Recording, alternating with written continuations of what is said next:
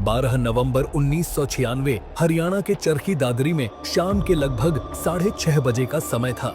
गांव के लोग अपने अपने खेतों से घर को लौट रहे थे। इतने में ही उन्हें एक जोरदार धमाके की आवाज आती है। ऐसा लगा मानो आसमान फट पड़ा हो। वहां के लोग कुछ समझ पाते इससे पहले ही आसमान से आग के गोले और मलबे के टुकड़े बरसने लगे। 2 विमान हवा में हजारों फीट ऊपर एक दूसरे से टकरा चुके थे और उस एक टक्कर ने 349 जिंदगियां हमेशा के लिए खत्म कर दी। ये थी भारत के इतिहास की सबसे खौफनाक प्लेन दुर्घटना। लेकिन क्या कारण था इस हादसे के पीछे? किसकी गलती से इतने लोगों की जान गई? आइए जानते हैं आज की इस वीडियो में। 12 नवंबर 1996 दोपहर के 3:55 पर कजाकिस्तान देश के एक शहर शिमक से कजाकिस्तान एयरलाइंस का एक चार्टर्ड विमान उड़ान भरता है। ये विमान नई दिल्ली जा रहा है। इसमें बैठे हैं 27 छोटे ट्रेडर्स जो इंडिया जा रहे हैं वुल खरीदने के लिए, जिसे वापस लाकर सेंट्रल एशियन बाजारों में बेच सके। इनके अलावा 10 क्रू मेंबर्स भी इस प्लेन में सवार हैं। कुल मिलाकर 37 लोग कजाकिस्तान से भारत के लिए रवाना हो चुके थे। इसके करीब 2.5 घंटे बाद शाम के 6:30 बजे दिल्ली का इंदिरा गांधी इंटरनेशनल एयरपोर्ट, दुनिया के सबसे बिजी एयरपोर्ट्स में से एक, यहाँ से एक सऊदी अरेबियन एयरलाइंस की फ्लाइट 763 तैयार हो रही है टेक ऑफ करने के लिए। इस फ्लाइट में 312 पैसेंजर्स बैठे हैं, जिनमें से 231 इंडियंस हैं। ये लोग कंस्ट्रक्शन वर्कर्स हैं जो सऊदी अरेबिया जा रहे हैं काम ढूंढने के लिए, जिससे कि अपने परिवारों के लिए पैसे वापस भेज सके। शाम 6:32 पर ये प्लेन भी टेक ऑफ करता है। उड़ान भरने के कुछ ही मिनटों में प्लेन 10,000 फीट की ऊंचाई पर पहुंच जाता है। लेकिन इस प्लेन को लंबी दूरी ट्रैवल करनी थी, इसलिए प्लेन को और ज्यादा हाई एल्टीट्यूड पर जाना था। तब पायलट ATC यानी एयर ट्रैफिक कंट्रोल से 14,000 फीट तक एल्टीट्यूड गेन करने की रिक्वेस्ट करता है और ATC ने इसके लिए ग्रीन सिग्नल भी दे दिया और सऊदी अरेबियन एयरलाइंस की फ्लाइट 14,000 फीट पर उड़ान भरने लगती है।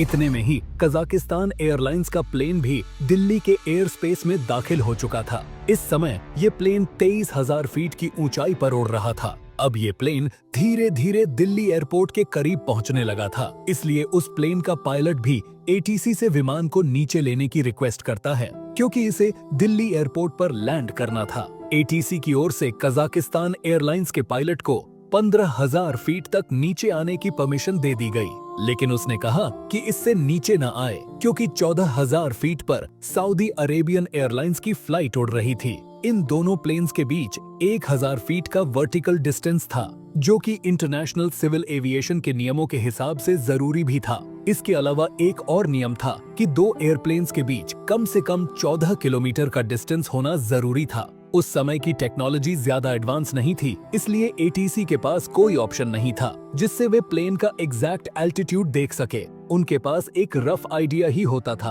और प्लेन के एल्टीट्यूड की इंफॉर्मेशन के लिए उन्हें पायलट्स की दी गई इंफॉर्मेशन पर डिपेंड रहना पड़ता था। ATC के पास इस तरह के राडार डिस्प्ले होते हैं जो प्लेन की अप्रॉक्स पोजीशन ब्लिंकिंग डॉट के रूप में बताते हैं। उस दिन ATC कंट्रोलर ड्यूटी पर VK दत्ता बैठे थे।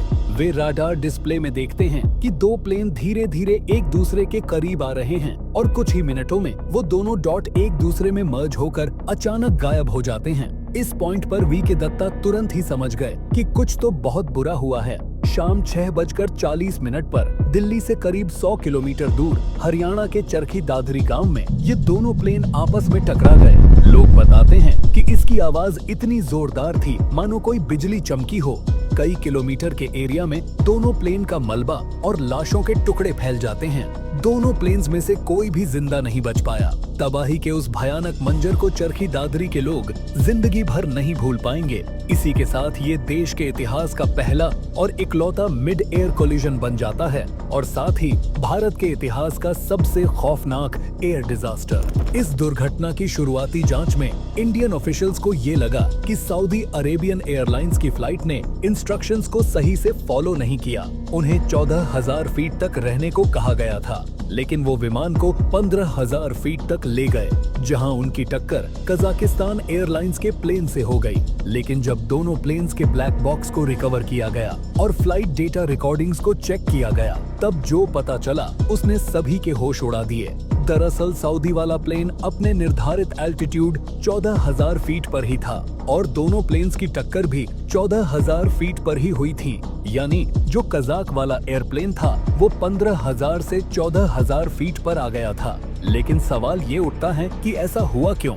जैसा कि मैंने पहले ही बताया, दिल्ली एयरपोर्ट पर उस टाइम ज्यादा एडवांस इक्विपमेंट न होने की वजह से एटीसी कंट्रोलर वीके दत्ता पूरी तरह से फ्लाइट क्रू द्वारा दी जाने वाली जानकारी के आधार पर ही फ्लाइट को मॉनिटर और गाइड कर रहे थे। जब 23,000 फीट पर उड़ते हुए कजाकिस्तान एयरलाइन की फ्लाइट को कंट्रोलर दत्ता ने 15,000 फीट की ऊंचाई पर आने के लिए कहा ताकि 14,000 फीट पर उड़ रही सऊदी अरेबियन फ्लाइट बिना किसी परेशानी के उसके नीचे से गुजर जाए। कंट्रोलर दत्ता ने दोनों फ्लाइट्स को साफ साफ इंस्ट्रक्शन दी कि वो अपनी निर्धारित हाइट पर ही उड़े ताकि दोनों फ्लाइट्स कम से कम 1,000 फीट की दूरी से एक दूसरे को क्रॉस कर पाए। लेकिन समस्या ये थी कि कजाकिस्तान एयरलाइन के क्रू को इंग्लिश अच्छी तरह से नहीं आती थी, जिसके कारण एटीसी कंट्रोलर दत्ता के साथ कम्युनिकेशन करने में काफी दिक्कत हो रही थी। जहां कंट्रोलर दत्ता अपनी सभी इंस्ट्रक्शन को बिल्कुल साफ साफ समझा रहे थे, वहीं कजाकिस्तान एयरलाइन के पायलट क्रू में कुछ कंफ्यूजन के हालात बने हुए थे।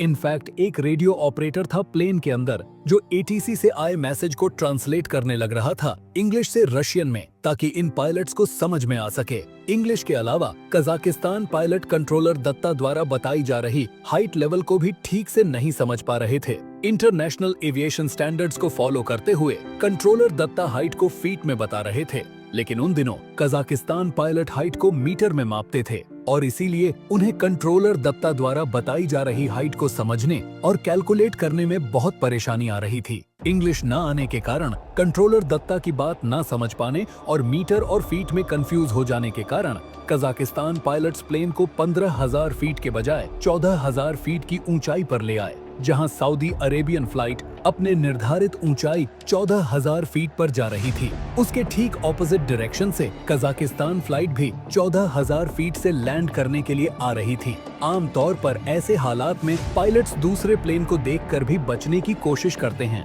लेकिन बदकिस्मती से ठीक उसी वक्त दोनों प्लेन्स बादलों में प्रवेश कर जाते हैं, जिसके कारण दोनों में से किसी भी फ्लाइट के पायलट्स ऑपोजिट डायरेक्शन से आ रही फ्लाइट को नहीं देख पाए। हादसे से कुछ सेकंड पहले कजाकिस्तान फ्लाइट के पायलट को अपनी गलती का एहसास होता है और वो अपनी हाइट बढ़ाने की कोशिश करते हैं, लेकिन तब तक बहुत देर हो चुकी थी। भारी भरकम कजाकिस्तान फ्लाइट का left wing Saudi Arabian flight के राइट इंजन और विंग को फाड़ता हुआ निकल जाता है और बड़े धमाके के साथ सऊदी अरेबियन फ्लाइट हवा में ही टुकड़े टुकड़े होकर बिखर जाती है। वहीं कजाकिस्तान फ्लाइट भी थोड़ा और आगे जाकर क्रैश हो जाती है। अब इस भयानक एयर डिजास्टर के होने के बाद दुनिया भर के एविएशन एक्सपर्ट ने इससे सीख ली और पूरे सिस्टम में बहुत से ऐसे चेंजेस किए जिसकी वजह से ऐसी कोई घटना दोबारा ना हो। भारत सरकार ने भारत में उड़ने वाले सभी 30 सीटर प्लस एयरप्लेन्स में TCAS सिस्टम को अनिवार्य कर दिया। TCAS एक ऐसा सिस्टम है जो एयरप्लेन में अलार्म बजा देता है